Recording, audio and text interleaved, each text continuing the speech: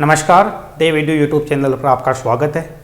हम राजस्थान आर्थिक समीक्षा 2022-23 का चैप्टर नंबर 4 राजस्थान में औद्योगिक विकास के बारे में पढ़ रहे थे।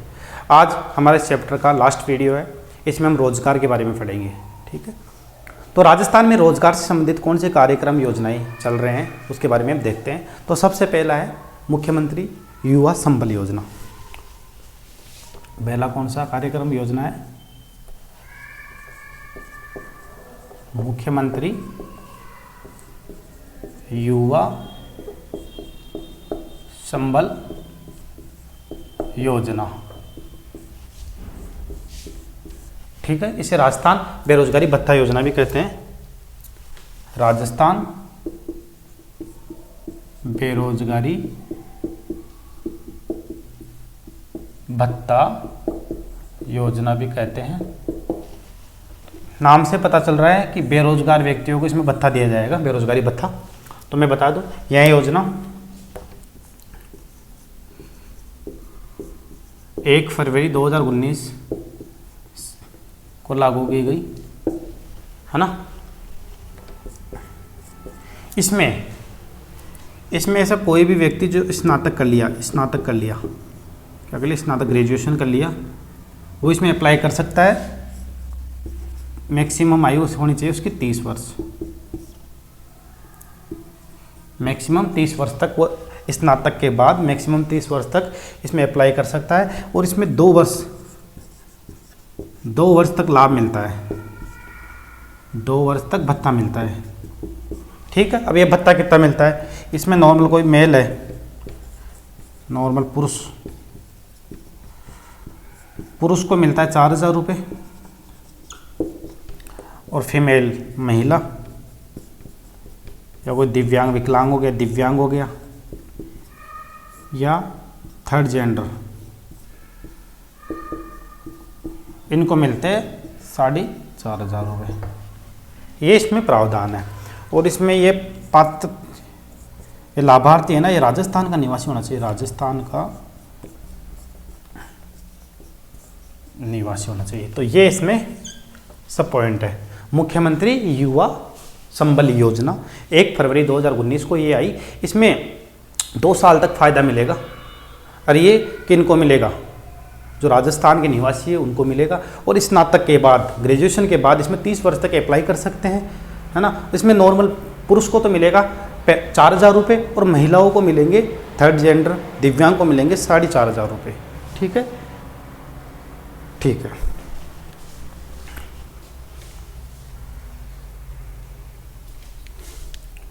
हाँ, इसमें एक और है, इसमें परिवार की आय है ना, जो ये इसका लाभार्थी है उसकी 2 लाख से कम होनी चाहिए, 2 लाख से एनुअल इनकम कम होनी चाहिए उनकी।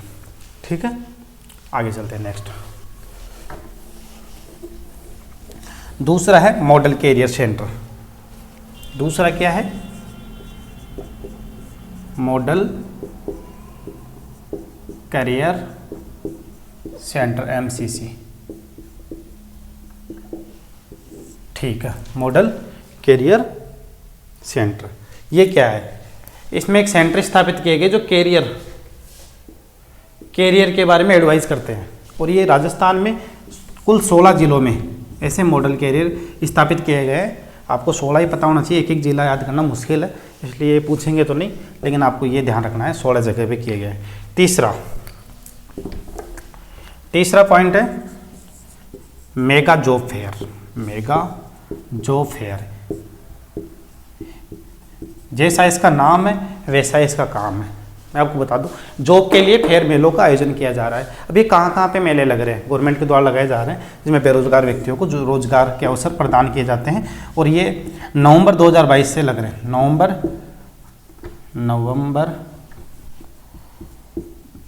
नवंबर 2022 में जयपुर में लगा एक तो, और बीकानेर में लगा राजस्थान में।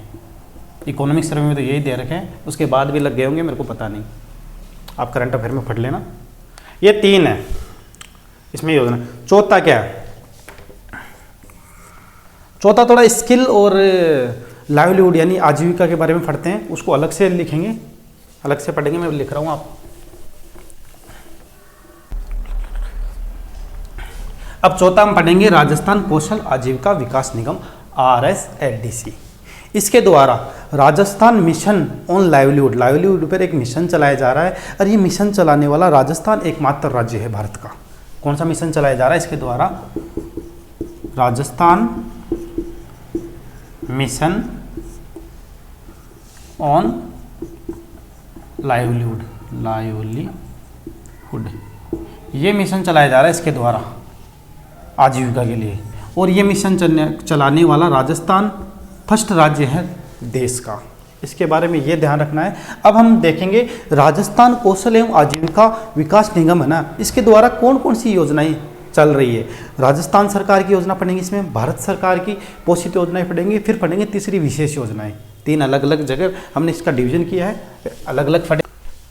पहली राज्य सरकार द्वारा पोषित योजनाएं, इसमें हम 4 योजनाएं देखेंगे। रोजगार आधारित जन कौशल विकास कार्यक्रम, सक्षम कार्यक्रम, समर्थ कार्यक्रम और मुख्यमंत्री युवा कौशल योजना। ठीक है, ये 4 योजना पढ़ेंगे। तो पहली है राजविक योजना, रोजगार आधारित जन कौशल विकास कार्यक्रम। इसमें क्या किया जाएगा? इस योजना का उद्देश्य है, सबसे पहले इन सभी का उद्देश्य यही है, कौशल आधारित प्रशिक्षण देना, कौशल आधारित प्रशिक्षण देना और रोजगार के अवसर उपलब्ध करवाना, रोजगार के अवसर उपलब्ध कराना। ये इन सभी योजनाओं का उद्देश्य है। लेकिन पहला क्या है? पहला क्या है? रोजगार आधारित जन कौशल विकास कार्यक्रम राजविक। इसका उद्देश्य है कि कौशल आधारित प्रशिक्षण देना और उनको रोजगार के अवसर उपलब्ध करवाना। अब ये अवसर कैसे उपलब्ध करवाएगी? इसमें गवर्नमेंट खुद उपलब्ध करवाएगी, भर्ती द्वारा, प्रशिक्षण द्वारा। इन कार्यक्रमों से गवर्नमेंट रोजगार उपलब्ध करवाएगी। यह पहली योजना है। दूसरी है सक्षम योजना। सक्षम योजना स्वरोजगार आधारित शिक्षा नहीं कौशल शिक्षा महाअभियान। एक ये महाअभियान है जो स्वरोजगार पे बेस्ड है। तो इसमें इसका उद्देश्य भी यही है, कौशल आधारित प्रशिक्षण देना और रोजगार नहीं, इसमें स्वरोजगार के अवसर। क्या? स्वरोजगार के अवसर, यानी कि वो खुद से रोजगार प्राप्त कर सके, आत्मनिर्भरता, खुद पे आत्मनिर्भर हो जाए। इसके लिए उनको प्रशिक्षण दिया जाएगा, इसके लिए उनको प्रशिक्षण दिया जाएगा ताकि वो स्वरोजगार हेतु आत्मनिर्भर हो जाए। ठीक, समझ में आया होगा आपको। तीसरी योजना है, इसमें कौन पार्टिसिपेट कर सकते हैं? युवा और महिलाएं। युवा और महिलाएं प्रशिक्षण ले सकते हैं, इसमें बिल्कुल फ्री है, फ्री ऑफ कॉस्ट। ठीक है। तीसरी है समर्थ योजना। यह हमारे आरएस में पूछी गई थी, मेंस में। समर्थ योजना में क्या है? इसमें क्या है? गरीब हो गया, दलित हो गए, वंचित हो गए, गरीब, दलित, वंचित, कोई कैदी हो गया या भिखारी हो गए, उनको क्या दिया जाएगा? प्रशिक्षण। वही काम, कौशल आधारित प्रशिक्षण दिया जाएगा और स्वरोजगार के अवसर उपलब्ध करवाना इसका मुख्य उद्देश्य है। ठीक है, ये अपनी 3 योजना होगी। चौथी योजना मुख्यमंत्री युवा कौशल योजना। यह है नवंबर 2019 से चल रही है और ये एक अम्ब्रेला स्कीम है।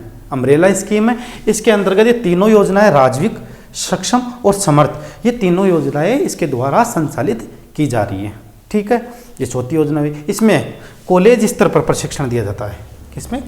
कॉलेज स्तर पर प्रशिक्षण दिया जाता है। कॉलेज स्तर पर, कॉलेज स्तर पर प्रशिक्षण दिया जाता है। तो अपन ने 4 योजना पढ़ी राज्य सरकार की द्वारा पोषित।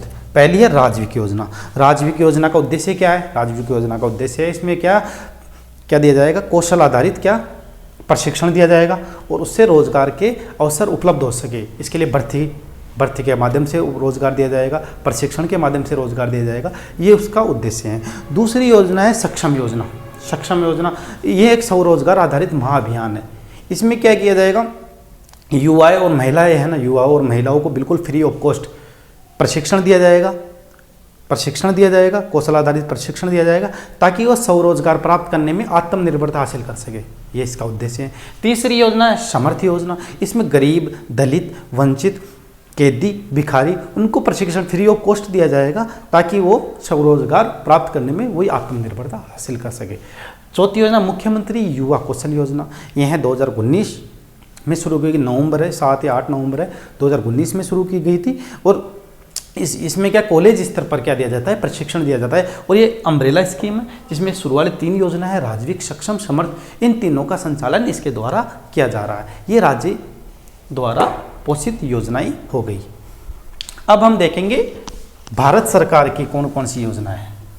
ठीक है, अब हम देखेंगे भारत सरकार द्वारा पोषित योजनाएं कौन कौन सी है। इसमें हम 3 योजना पढ़ेंगे, पंडित दीनदयाल उपाध्याय ग्रामीण कौशल योजना, प्रधानमंत्री कौशल विकास योजना, संकल्प योजना। इसमें शुरू वाले 2 का तो नाम ही ध्यान रखना आपको, काम वही है।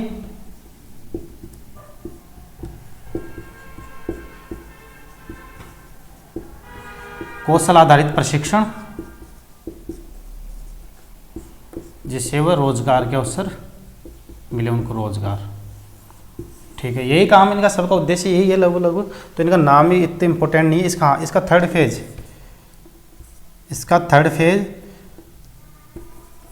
थर्ड फेज चला जनवरी 2021 से। ये थोड़ा बहुत देख लेना आप, ये भी मुझे नहीं लग रहा इंपॉर्टेंट है। तो इसमें तीसरी योजना है संकल्प योजना। इसको ध्यान से पढ़ना, मैं बता रहा हूँ आपको। तीसरी योजना है संकल्प योजना। इसके पहले मैं फुल फॉर्म लिख देता हूँ एक बार। Skill acquisition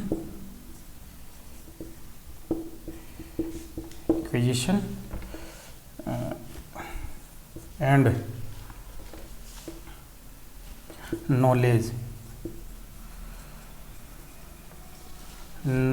knowledge awareness for livelihood promotion. ये फुल फॉर्म भी पूछते हैं आजकल एग्जामों में, ध्यान रखना। तो इसकी संकल्प योजना की फुल फॉर्म है skill acquisition and knowledge awareness for livelihood promotion. ये तो इसकी फुल फॉर्म होगी। अब ये क्या है, पहले तो मैं बता दूं, ये है वर्ल्ड बैंक द्वारा वित्त पोषित है। ठीक है, और इसमें केंद्र और राज्य की हिस्सेदारी है, केंद्र और राज्य की हिस्सेदारी है 60-40 की। ये भी आपको पता होना चाहिए। वर्ल्ड बैंक द्वारा वित्त पोषित है, केंद्र राज्य की हिस्सेदारी है 60-40। अब इसका उद्देश्य क्या है? इसका उद्देश्य ये है कि जो स्किल से रिलेटेड जो संस्थागत तंत्र है ना, ढांचा है ना, उनको मजबूती देना एक तो। दूसरा, जो स्किल्ड बेस्ड ट्रेनर है, प्रशिक्षक है, उनकी गुणवत्ता में सुधार हो, यानी वो गुणवत्ता युक्त हो, ये भी इसका उद्देश्य है। तीसरा है कौशल आधारित प्रशिक्षण देना। और चौथा इसका उद्देश्य है, मतलब एक में यही उद्देश्य बता रहा हूँ आपको मैं, महिलाओं, बच्चियों, SC/ST, बालिकाओं, SC/ST, इनका क्या करना है, इसमें भागीदारी बढ़ाना है, इसका उद्देश्य है। तो इसका उद्देश्य कौन कौन से हो गए मैं बता दूं आपको। ये इंपॉर्टेंट योजना है, मेंस में भी पूछ सकते हैं इसको, प्री में भी पूछ सकते हैं। प्री में तो ये पूछ सकते हैं वर्ल्ड बैंक द्वारा 60-40 इसकी फुल फॉर्म, और इसका डिटेल से पूछेंगे तो ये 5 नंबर में पूछे जाने की संभावना है इसकी। तो मैं बता दूं आपको, एक तो है जो राष्ट्रीय स्तर पर, राष्ट्रीय एवं राज्य स्तर पर संस्थागत तंत्र को मजबूत करना।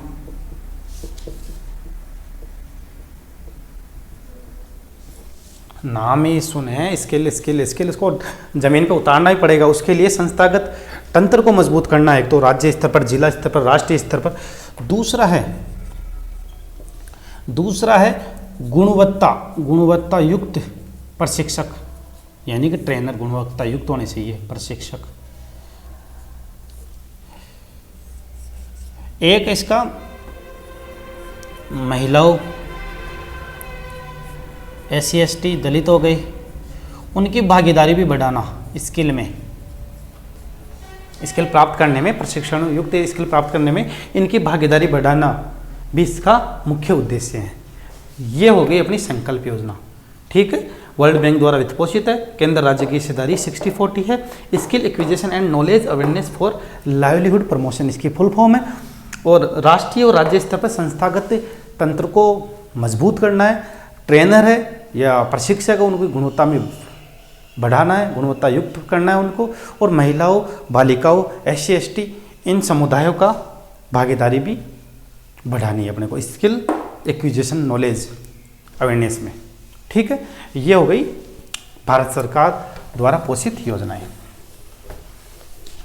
विशेष योजनाओं में कौन कौन सी है, इसमें हम 3-4 पढ़ेंगे, 3-4 सब पॉइंट पढ़ेंगे। सबसे पहले है भिक्षुक अभिविन्यास एवं पुनर्वास कार्यक्रम, दूसरा है IM शक्ति कौशल समृद्धि योजना, तीसरा विश्व युवा कौशल दिवस, और चौथी एक प्रतियोगिता है इंडिया स्किल प्रतियोगिता। ठीक है, एक एक करके देखते हैं हम। पहला है भिक्षुक अभिविन्यास एवं पुनर्वास कार्यक्रम। यह है कार्यक्रम भिक्षुक मुक्त शहर बनाने के उद्देश्य से शुरू किया गया, यानी भिक्षावर्ती यानी भिखारियों को भिक्षावर्ती से मुक्ति दिलाने के लिए यह कार्यक्रम RSLDC द्वारा शुरू किया गया है, एक पायलट प्रोजेक्ट के रूप में। यह एक पायलट प्रोजेक्ट है, पायलट प्रोजेक्ट है। सफल हो गया तो पूरे राज्य में लागू कर दिया जाएगा। जयपुर से शुरू किया गया है, जयपुर में शुरू किया गया एक पायलट प्रोजेक्ट के रूप में। ठीक है, ये भिक्षुक अभिविन्यास एवं पुनर्वास कार्यक्रम। ठीक है, इसमें क्या किया जाएगा, इसमें ये किया जाएगा कि ऐसा कोई व्यक्ति है जो भिक्षावर्ती को त्याग करना चाहता है और एक आजीविकापूर्ण जिंदगी जीना चाहता है, उसके लिए उसको क्या दिया जाएगा, प्रशिक्षण दिया जाएगा, कौशल आधारित प्रशिक्षण, कौशल आधारित प्रशिक्षण दिया जाएगा। ठीक है, ताकि वो क्या कर सके, बाद में रोजगार भी दिया जाएगा उसको, रोजगार के अवसर भी उपलब्ध करवाए जाएंगे,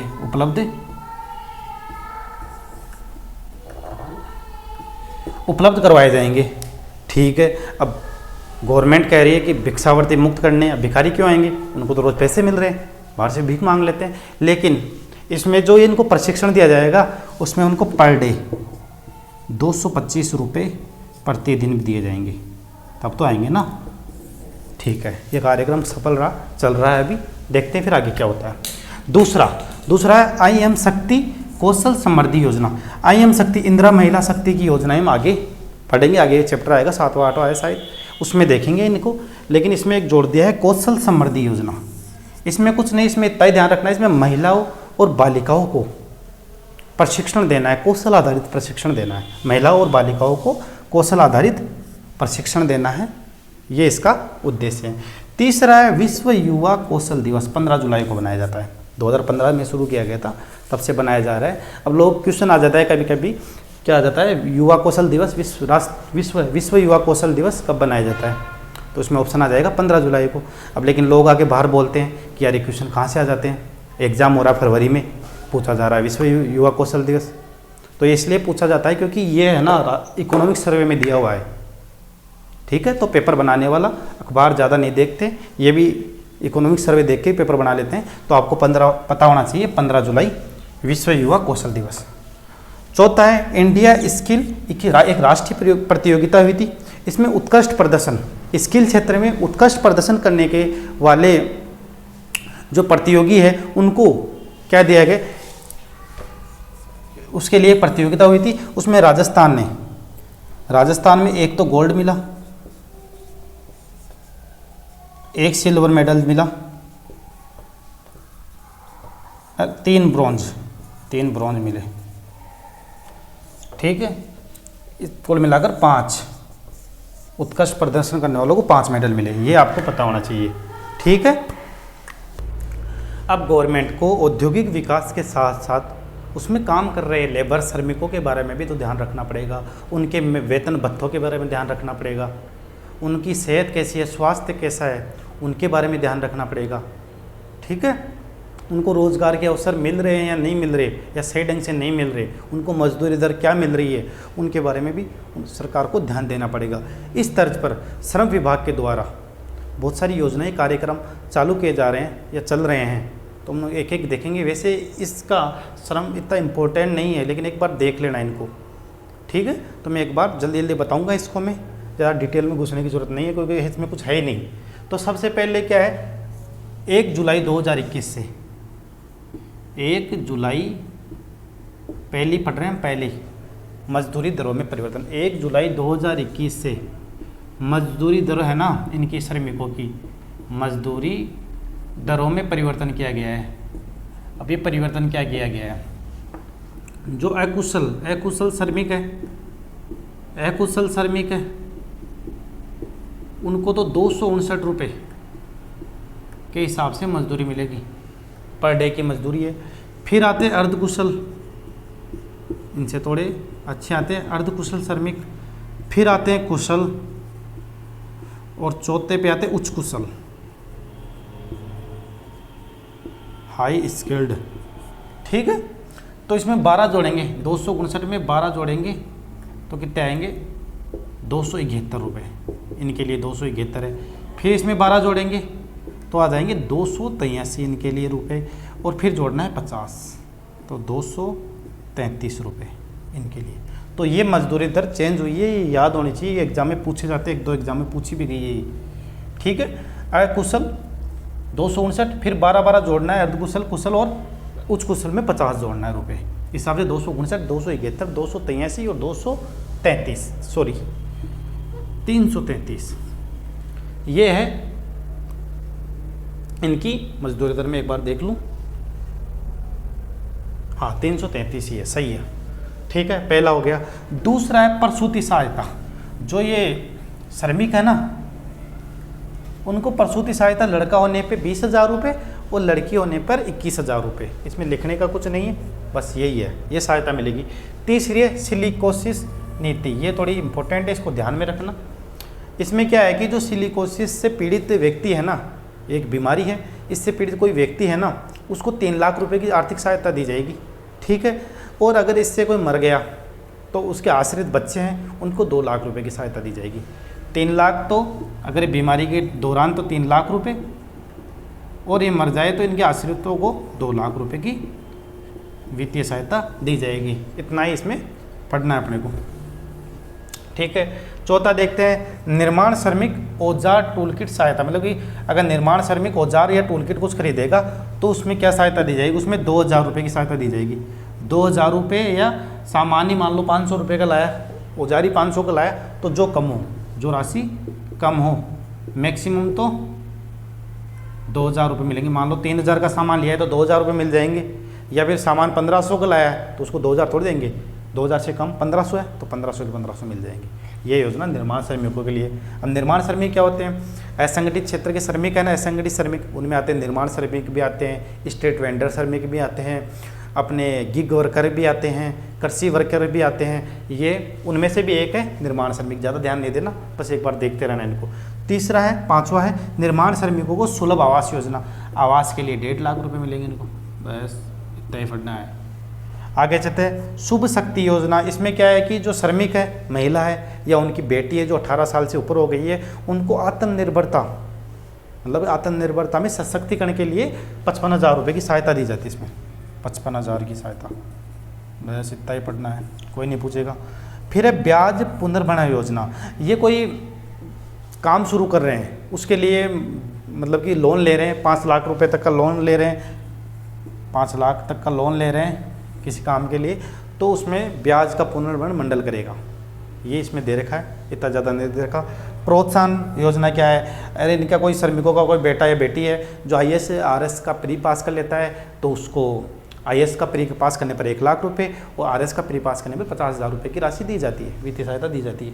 ठीक है, 9वां है निर्माण श्रमिक और उनके बच्चे, उन्होंने अंतर्राष्ट्रीय खेलों में भाग लिया हो, भाग लेते ही उनको 2 लाख रुपये मिलेंगे, 2 लाख मिलेंगे।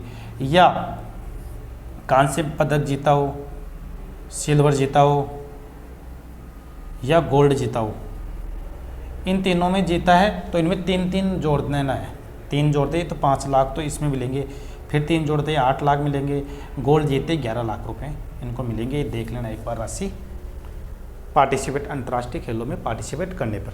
तो ये है लेबर के लिए, इतना ही पढ़ना है। पहले मजदूरी दरों में परिवर्तन किया गया है, 259, 271, 283, 333।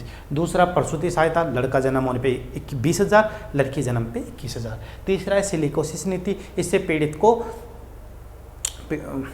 को 3 लाख रुपए मिलेंगे, और अगर वो मर जाए तो उसको आश्रित बच्चों को 2 लाख रुपए। वाइफ भी हो सकती है। निर्माण श्रमिकों को औजार मतलब औजार या टूल किट खरीदने पे 2,000 रुपये मिलेंगे, या न्यूनतम जो भी कम हो, मतलब औजार ही 1500 का है तो न्यूनतम राशि 1500 है तो 1500 मिल जाएंगे, 2,000 से अधिक है तो उसमें 2,000 रुपये मिलेंगे। ठीक है। निर्माण श्रमिक सुलभ आवास का निर्माण कर रहे हैं तो उसमें 1.5 लाख रुपये की सहायता दी जाएगी।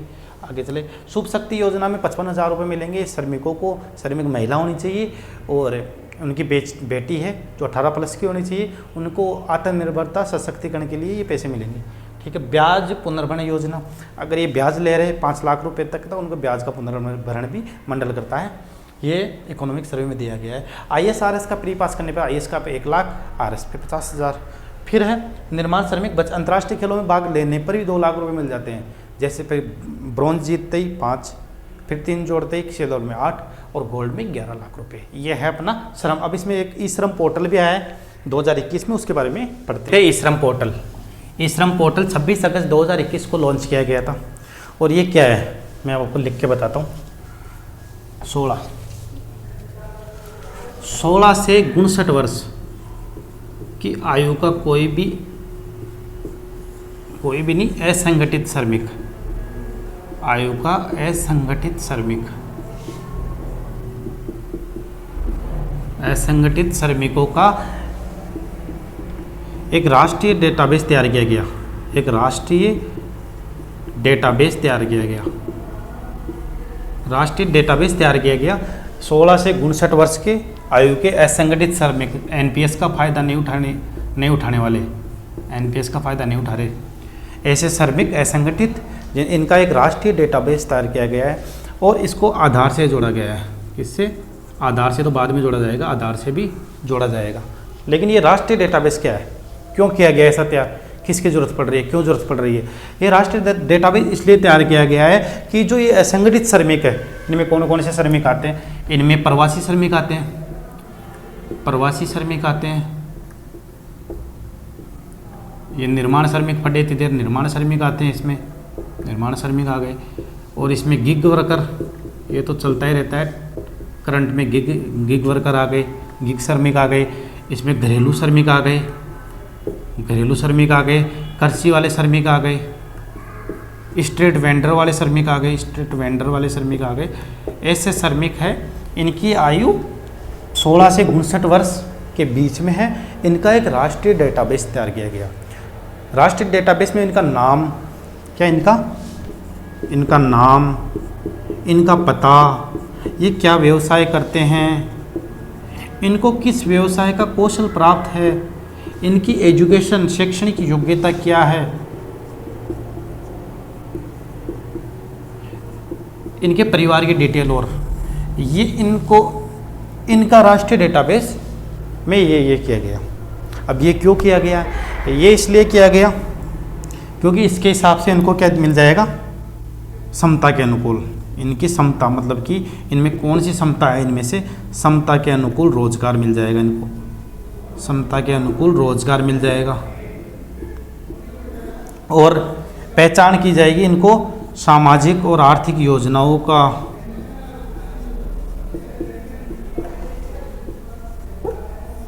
लाभ भी मिल सकेगा इनके हिसाब से। इसको ध्यान में रखते हुए ई श्रम पोर्टल भारत में आया 26 अगस्त 2021 को। समझ में आया होगा। 16 से 59 वर्ष की आयु वाले असंगठित श्रमिक ये वाले एनपीएस का फ़ायदा नहीं उठा रहे, उनका एक राष्ट्रीय डेटाबेस तैयार किया गया। उनको बाद में आधार से भी जोड़ा जाएगा। इसमें क्या है, क्या किया गया, नाम, पता, व्यवसाय, उनकी स्किल क्या है, समता के अनुकूल शैक्षणिक योग्यता क्या है, या उनके परिवार की डिटेल में क्या क्या है, वो उसका एक राष्ट्रीय डेटाबेस तैयार किया गया। उसके हिसाब से उनको रोजगार मिलेगा, उनकी क्षमता के अनुसार रोजगार दिया जाएगा और सामाजिक आर्थिक योजनाओं के लाभ भी उनको मिल सकेगा, आसानी से मिल सकेगा। ठीक, ये है ई श्रम पोर्टल।